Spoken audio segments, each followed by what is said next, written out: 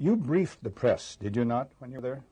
Well, I had several jobs. One of my jobs was that of analyst. I also was an interrogator and indeed briefed the press when we, the CIA, wanted to circulate disinformation on a particular issue. Disinformation is not necessarily a lie. It may be a half-truth.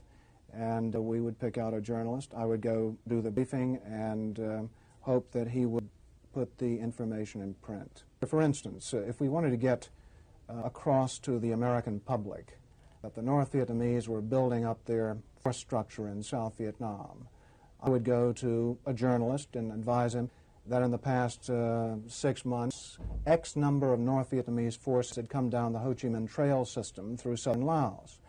Now, there is no way a journalist can check that information.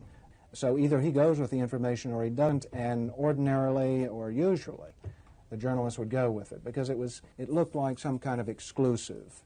And I would say our percentage planning that kind of data was 70 to 80%. The correspondents we targeted were those who had terrific influence, the most respected journalists in Saigon, like Robert Chaplin of the New Yorker magazine, Kai's Beach of the Los Angeles Times from time to time, and also he worked for the Chicago Daily News. Bud Merrick of U.S. News and World Report, Malcolm Brown of the New York Times, even Maynard Park of Newsweek magazine.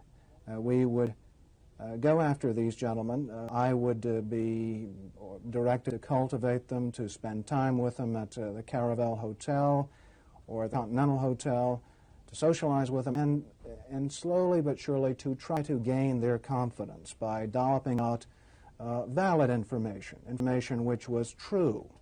And then I would drop into a conversation the data that we wanted to get across, which might not be true. One piece of data, for instance, that we managed to plant in the New York magazine had to do with